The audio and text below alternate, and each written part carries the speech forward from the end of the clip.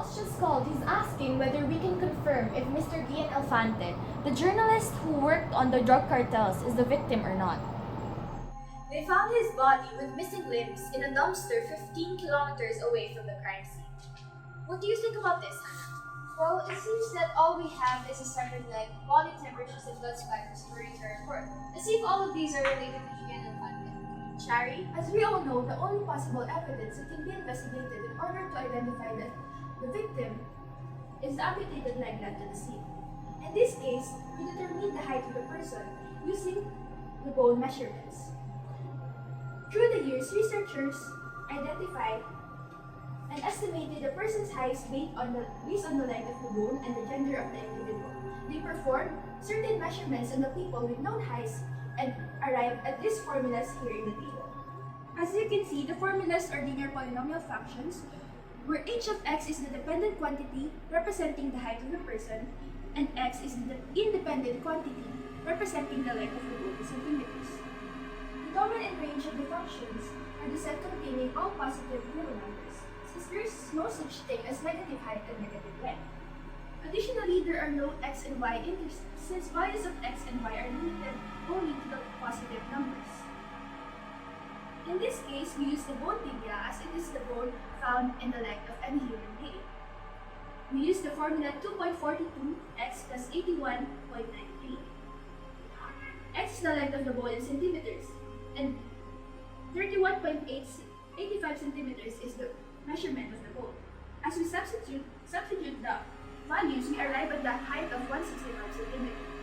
According to our research, Mr. Elfante's height is 165 centimeters, same as the result we got from this formula. We can conclude that the victim is indeed Mr. Elfante. Nice work, Chari. Let's try to confirm your findings. Hannah?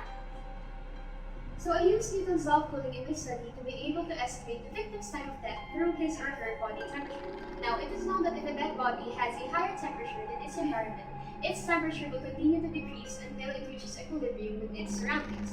And scientists use the formula P of t is equal to T out plus the quantity T0 minus T out times the constant raised to the negative kt, wherein the independent variable is the time in Rs and the independent variable is the temperature at T Rs. And as you can see in the formula, we have the constant e, which makes the function an exponential function, which has the graph showing an exponential k. The domain of the function is the set containing 0 and all positive real numbers as this pertains to time. The range is the set containing all real numbers as this pertains to temperature. So according to the report, the body was found at around 7 a.m. in the morning, and at that time, the coroner took the first temperature of the leg, which is 72.5 degrees Fahrenheit. After an hour, he took the second temperature of the leg, which is 72 degrees Fahrenheit, and as you can see, the temperature decreased. And then, the coroner also added in the report that the constant temperature of the environment is 70 degrees Fahrenheit, and as you all know, the temperature of a body at the time of death is almost always 98.6 degrees Fahrenheit. If we use all of those variables, we will arrive at these two formulas wherein this is for the first temperature and this is for the second temperature. Basically, if we plot all of those values that we had before, here is what it will look like. And from here, we will be looking for the k, which is the constant of proportionality using systems of equations. And then basically, we will arrive at the third equation, which is in this form, which is e raised to negative k is equal to the first temperature minus the temperature of the environment over the second temperature minus the temperature of the environment. Basically, if we plot the values, this is what it will look like.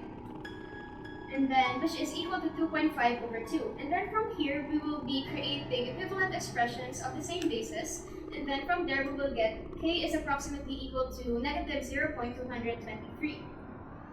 And then we will now go back to our first equation, wherein we will plot the value of the k here. Basically, we will get 72.5 is equal to 70 plus the quantity 98.6 minus 70 times the constant e raised to negative 0.223t. From here, we will isolate the constant e on one side, which we will get this equation.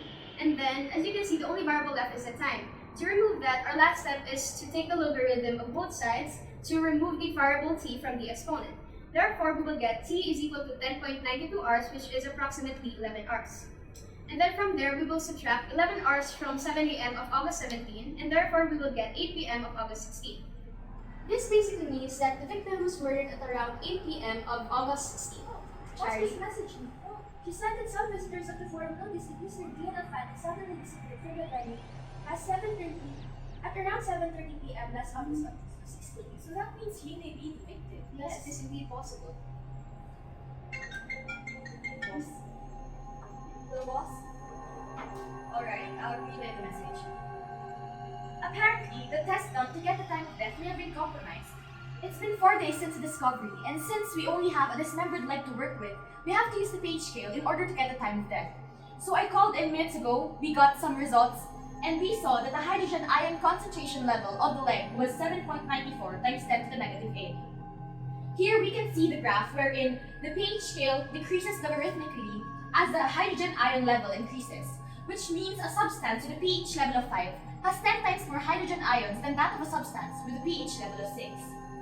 Here we can see in this picture how substances can become acidic or alkaline, and the scale ranges from 0 to 14, with 7 acting as the center or 0 in our usual number line. Using our logarithmic function pH equals negative log x, we substitute our independent variable, which is 7.94 times 10 to the negative 8, to get the post-mortem pH level of the leg, which in this case is our dependent variable and is 7.1. We now equate this to our base chart wherein we can see that at 96 hours, the pH level of the body should be 7.1, which matches our findings. And that means the results of the first test were correct and that Mr. Elfante died at 8 p.m. on the night of August 16. Since the CCTV of the building was broken, we can use this to narrow our time frame and check the CCTVs of surrounding alleys and roads to see who went in and out at that certain time. And the result of the blood spatters from the lab. Fortunately, we found multiple spatters with equal widths and lengths. We found that the weight is 8.5 centimeters and the length is 10 centimeters. Using the trigonometric function sine, we could find the angle of impact of the blood. The function is equal to sine of theta is equal to the width divided by length. Now, by transposing, we find that the angle of impact is equal to the arc sine of width divided by length, which is equal to sine negative 1 of 8.5 over 10, which is approximately equal to 58 degrees. We can now solve for the area of convergence. Remember that the spatter has a tail, because the more acute the angle is, the more likely it is to form a tail. And a tail is a huge constituent in our investigation because the tail determines the direction of the blood spatter. Since the tail is here, it determines the direction of the blood spatter, which is going here. Meaning that the origin must be somewhere here. But how do we know where exactly is the spot? Well, since this blood spatter is going here, we should draw an axis here, and somewhere along this line is the area of origin. Now we can draw more blood spatters so that we can know where the area of convergence is.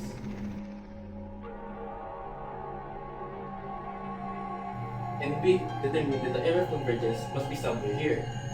But that doesn't end here. There is also a point of origin, a point that is three-dimensional. Using trigonometry, let's draw a right triangle here. This is our spatter. The angle of impact, which is 58 degrees, and the distance, which is 10. To find the point of origin, which is here, we need to know this height. And how can we do that?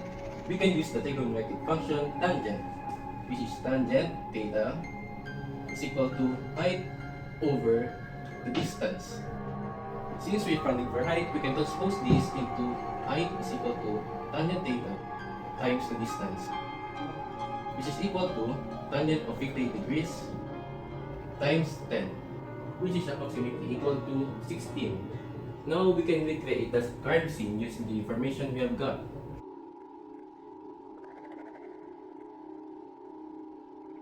And since the victim is shot in the heart, we can deduce that the victim is standing. And now we could use the following information for other investigations. Furthermore, Mr. Cezar tells us that his blood type is AB, the same blood type from the samples that we are able to obtain. I think he's the victim. Our results seem to agree as well. Okay, well, Chari, can you finalize all the results then report it to our boss? Okay. Thank you.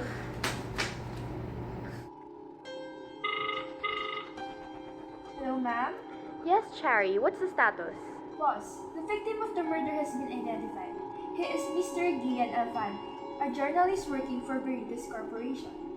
The possible motive for murder is related to political issues regarding narco-politicians, and the murder is still on the loose, ma'am.